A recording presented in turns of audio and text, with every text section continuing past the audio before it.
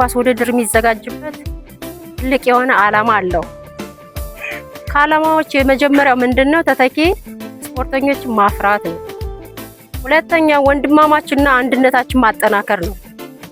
ሶስተኛው ጤናማ ማህበረሰብ፣ ጤናማ ወጣቶችን፣ ጤናማ ስፖርተኞችን ማፍራት። የመጨረሻው የሀገራችን ኢኮኖሚ ማሳደግ። ይህ ማለት ምንድነው? የመራዊ ኢኮኖሚ እናሳድጋለን፣ የመራዊን ገጽታ ደግሞ እንቀይራለን በስፖርቱ ማለት ነው።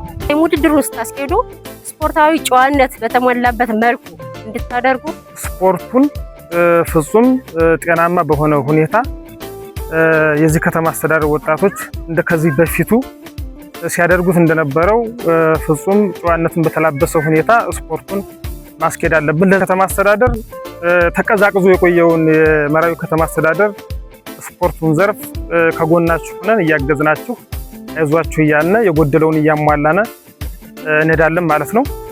ዛሬ ላይ የጎደሉ እንትኖችን አይተናል። ተመሳሳይ የሆነ ወጥ የሆነ ማሊያ አለመልበስ አይነት ነገር አለ። የኳስ ችግርም ሊኖር ይችላል። ሌሎችም ነገሮችን እኛ እንደ ከተማ አስተዳደር ከእናንተ ጎን ሆነን ለማሟላት ጥረት እናደርጋለን ማለት ነው። የጀመርነውም ስላለ ማለት ነው።